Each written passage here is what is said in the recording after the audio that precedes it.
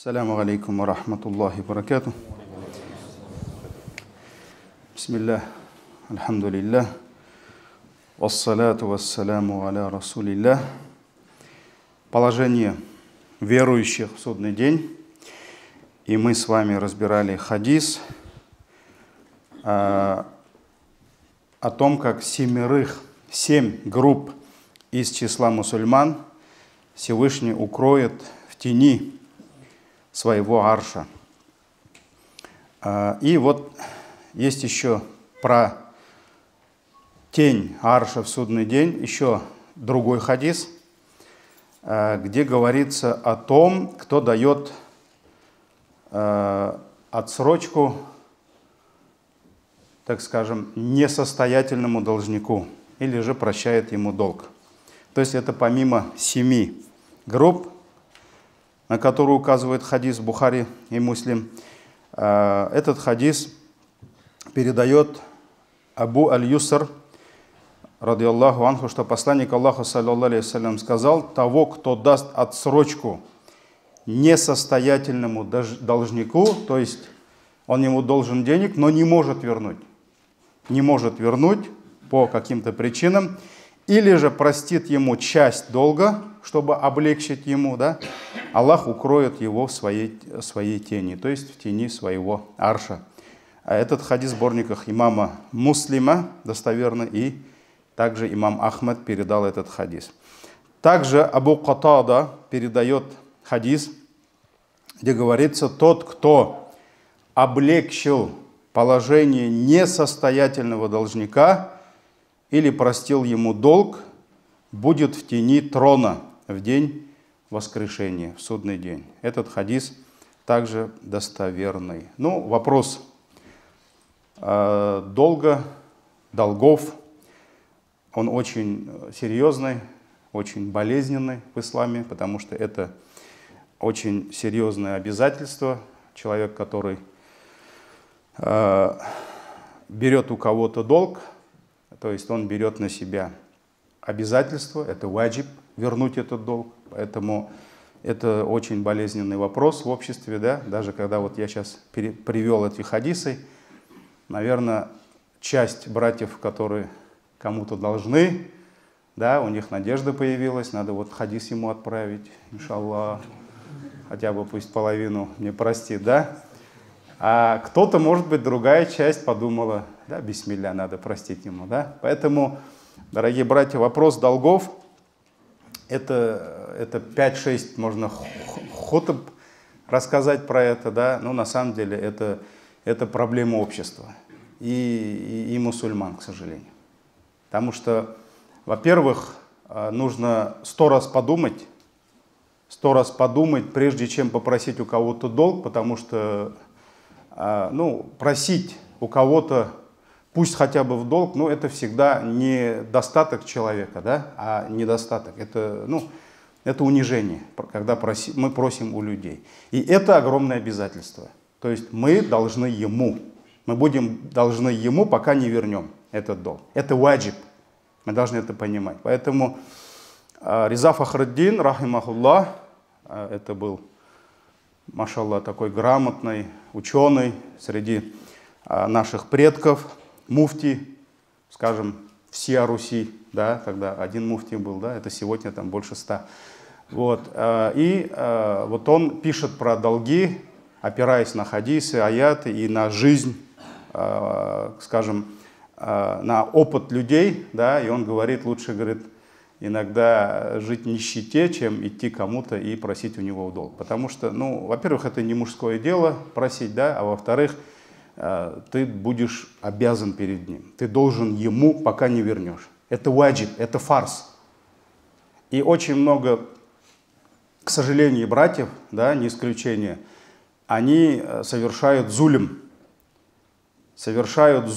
в отношении того, кто им дал долг, да, не возвращают долг, все время откладывают, то есть все сроки он уже прошел, да, не возвращает. И очень большая проблема, дорогие братья, вот когда ты что-то покупаешь себе, что-то обновляешь, да, что-то улучшаешь у себя в жизни, имущественно, да, но в то же время ты не возвращаешь ему долг. Это все зуль. И Реза Фахраддин говорит, что ты даже покупаешь себе, может быть, одежду какую-то. Это зулем. Почему? Потому что ты покупаешь не на свои деньги, а на его деньги. И даже некоторые братья совершают хадж, но долги не возвращают. Этот хадж Аллах не примет. Это зулем хадж. То есть ты не имеешь права совершать хадж за счет других. Получается, ты ему деньги не возвращаешь, а может быть у него проблемы. Поэтому братья, когда приходят, говорят, вот я хочу совершать умру, вот мне нужно, там, у меня там иман заржавел там, или еще что-то, вот надо, но я должен денег. Я говорю, иди тому брату и попроси у него разрешения. Пусть он отпустит тебя на хадж. Если он тебя отпустит на хадж, тогда, иншаллах, есть надежда, что Аллах примет. А если нет, нет. Потому что это не шутка. Есть братья, которые ифтары делают. Машаллах.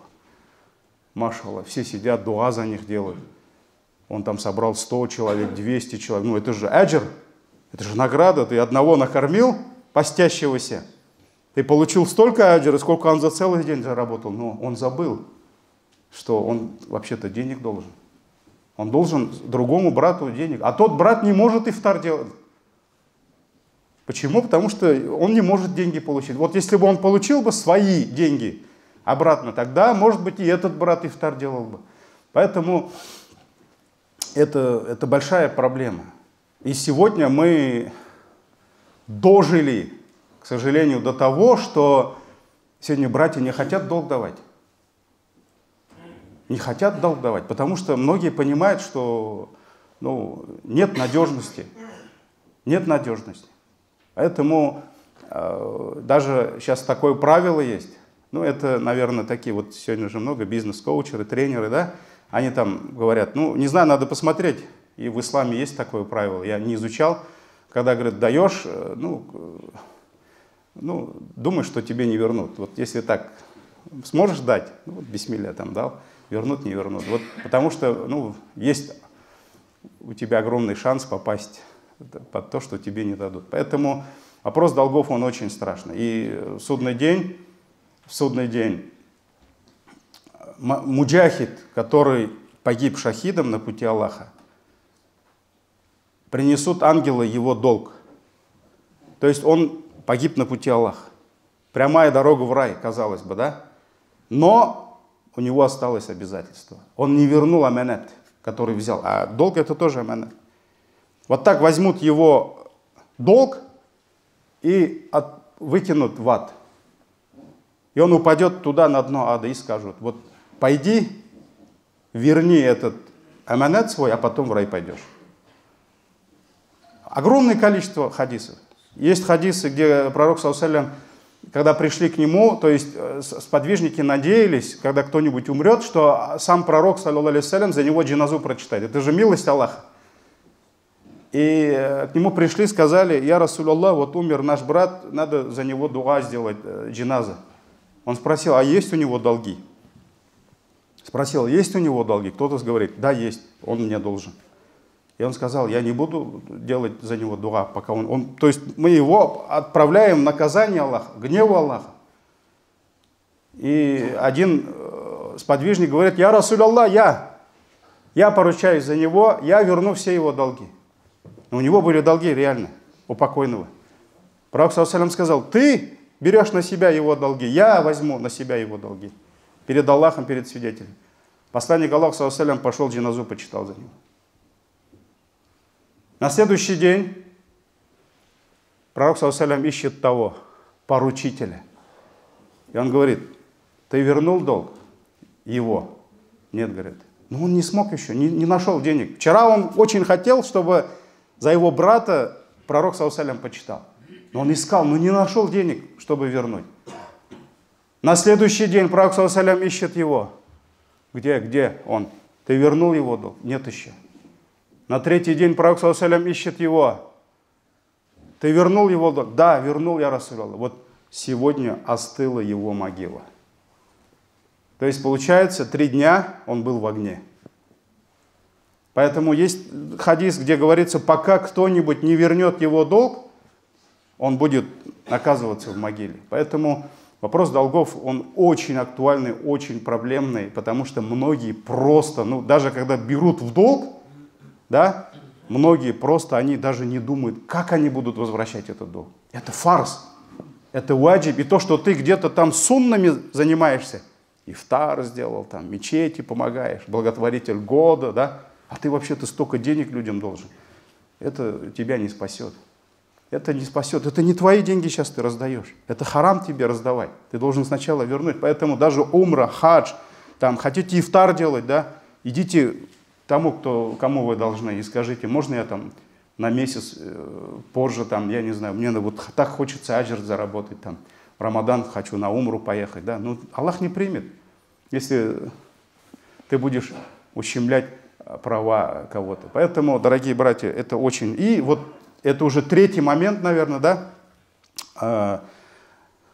Есть хадисы, наверное, это целый урок надо посвятить, иншаллах, долгам. Есть хадисы, которые указывают, что давать в долг с другой стороны, да, давать, это тот, кто уже дает долг, даже больше аджира, чем садака. Потому что тот, кто в долг просит, наверное, он на самом деле нуждается в этом. И ты на самом деле можешь спасти его, там, я не знаю, помочь ему, да, встать на ноги. Там. И вот здесь уже, конечно, милость, милосердие, если ты можешь там, часть простить, или там скажешь, вот если брат надежный, если там на голову не лезет, конечно, да, если он на самом деле, вот ему тяжело сейчас вернуть, ты можешь, если скажешь, там, вот давай вот столько-то, там месяц еще, это вот будет причиной того, что Аллах тебя укроет в тени своего арша. И также есть хадис, который указывает, что если дать в долг один дирхам, это равносильно тому, что ты пол дирхама даешь ему садака.